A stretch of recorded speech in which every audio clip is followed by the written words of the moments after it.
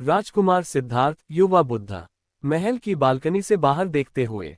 कितना सुंदर है ये संसार, पर न जाने क्यों इस सुंदरता में भी एक शून्यता है। राजकुमार का मित्र, राजकुमार, आपको क्या हुआ है? सब कुछ तो है आपके पास, वैभव, शक्ति, सम्मान, सब कुछ। सिद्धार्थ, हाँ, सब कुछ है, पर मन शांत नहीं। मैंने देखा है, अगर मन में अशांति हो तो सोने का महल भी जेल जैसा लगता है। यही प्रश्न सिद्धार्थ के जीवन का मोड़ बना। उन्होंने खोज शुरू की, मन की शांति कैसे मिले। एक रात, जब पूरा महल गहरी नींद में था, राजकुमार सिद्धार्थ ने सब कुछ त्याग दिया।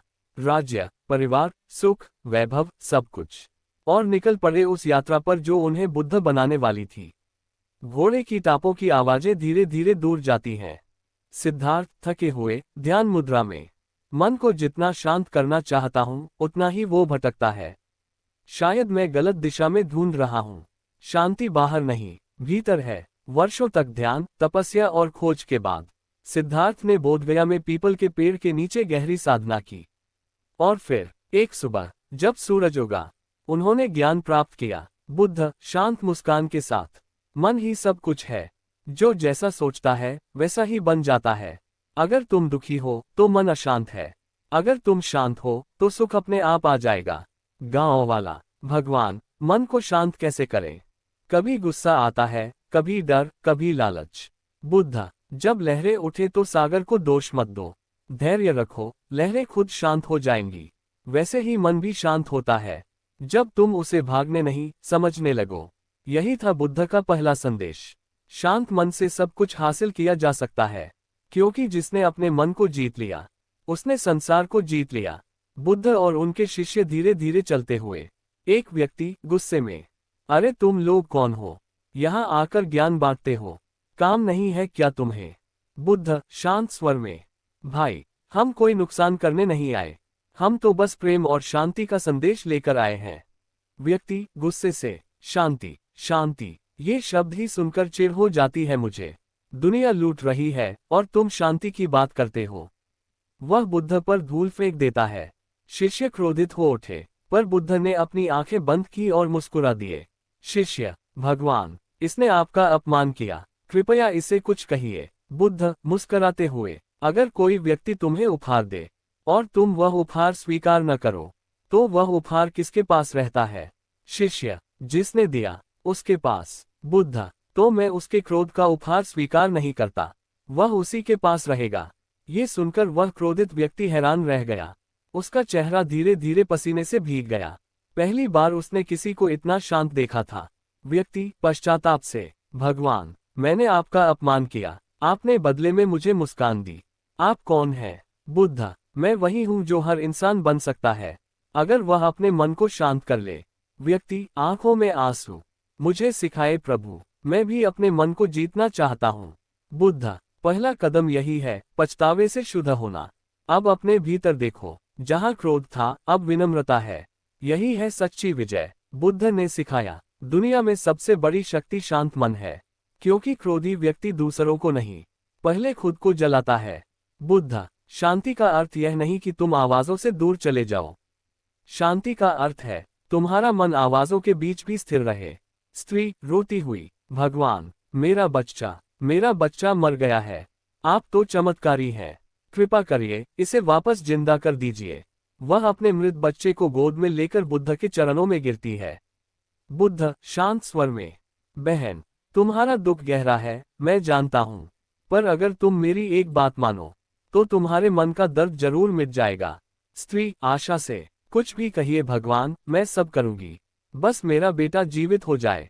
बुद्ध ने उसे देखा और कोमल स्वर में बोले, बुद्ध, जा, इस गांव में एक ऐसा घर ढूंढ ला, जहां कभी किसी की मृत्यु न हुई हो।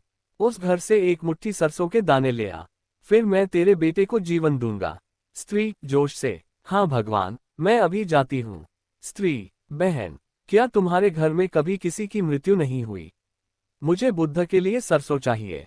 गांव वाली, बेटी, हमारे पिताजी पिछले साल चले गए, मृत्यु से कोई घर खाली नहीं। स्त्री, दूसरे घर में, आपके घर में किसी की मृत्यु हुई है।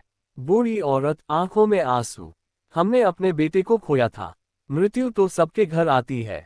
दिन ढल गया, रात हुई, वह औरत थक चुकी थी, पर हर घर में एक ही जवाब मिला, मृत्यु सबके जीवन का हिस्सा है। स्त्री धीमे स्वर में, भगवान, मुझे कोई भी ऐसा घर नहीं मिला जहां मृत्यु ने दस्तक न दी हो। बुद्ध मुस्कुराते हुए, तो अब तुम जान गई, मृत्यु अंत नहीं है, वह सिर्फ एक परिवर्तन है। जैसे रात के बाद सुबह आती है, वैसे ही मृत्यु के बाद नया जीवन जन्म लेता है। स्त्री आंखें बंद करते हुए, अब समझ गई भगवान, मेरा बच्चा गया नहीं, वह बस एक नए रूप में आगे बढ़ गया है। बुद्ध, जब तुम मृत्यु को स्वीकार कर लेती हो, तब मन रोना छोड़ देता है और शांत हो जाता है। उस दिन से वह स्त्री बुद्ध की शिष्या बन गई और सदा के लिए समझ गई, जिसने मृत्यु को समझ लिया उसने जीवन को जीत लिया। राजा गर्व से, भगवान बुद्ध, मैं आपके उपदेश सुनता रहता हूँ, आप सदा त्याग की बात करते हैं, पर मुझे बताइए, जिसके पास सब कुछ हो, क्या वह भी त्याग कर सकता है? बुद्ध शांत स्वर में, राजन, त्याग का अर्थ चीजें छोड़ देना नहीं, बल्कि उनके मोह को छोड़ देना है। राजा हंसते हुए, कहने में तो आसान है भगवान, मैं तो रोज प्रजा की भलाई करता हूँ, दान करता हूँ, यज्ञ करता हूँ, फिर भी मन कभी शांत नहीं रहता। बुद्ध, क्योंकि दान शरीर से हो रहा है, पर त्याग अंतर से नहीं।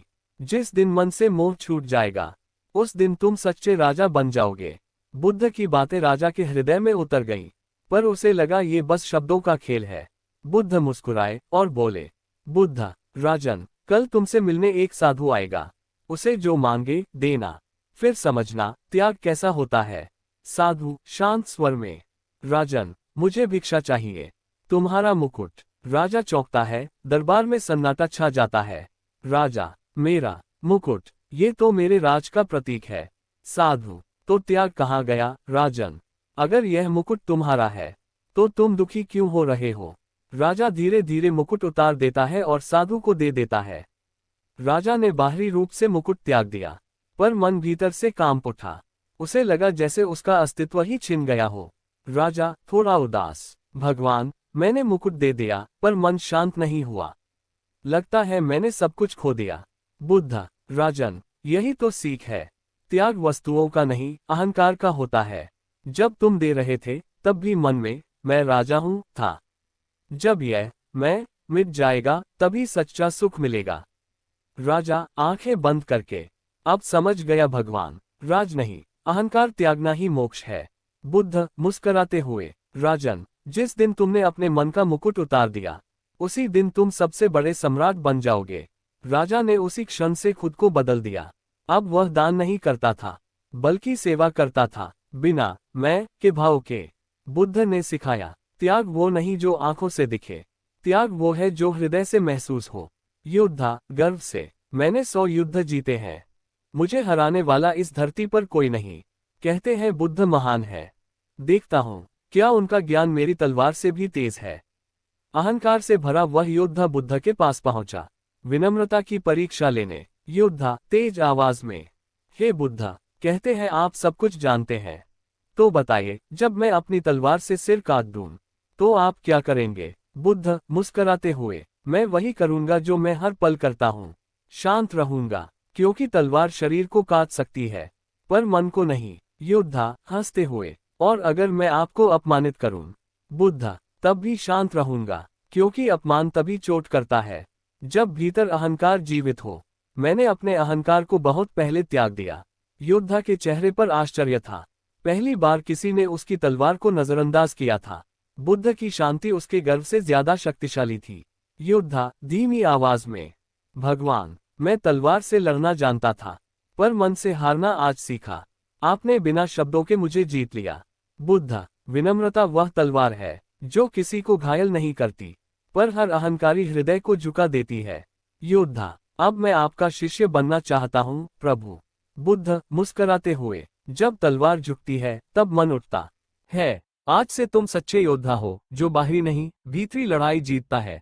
वह योद्धा बुद्ध के चरणों में झुक गया और उसी दिन उसने अपनी तलवार त्याग दी। बुद्ध ने कहा, बुद्ध, जो मन को जीत लेता है, उसे दुनिया में कोई हरा नहीं सकता। बुद्ध की यही शिक्षा युगों युगों तक गूंजती रही। शांत मन सबसे बड़ी शक्ति है। धन, बल, यश सब क्षणभंगुर है, पर शांति और विनम्रता अमर है। और इस प्रकार बुद्ध ने संसार को दिखाया कि जो बाहर दुनिया जीतना चाहता है, वह कभी संतुष्ट नहीं होता, पर जो अपने मन को जीत लेता है वह सदा मुक्त रहता है। अगर तुम भी जीवन में सब कुछ पाना चाहते हो तो पहले अपने मन को शांत करो, क्योंकि शांत मन से सब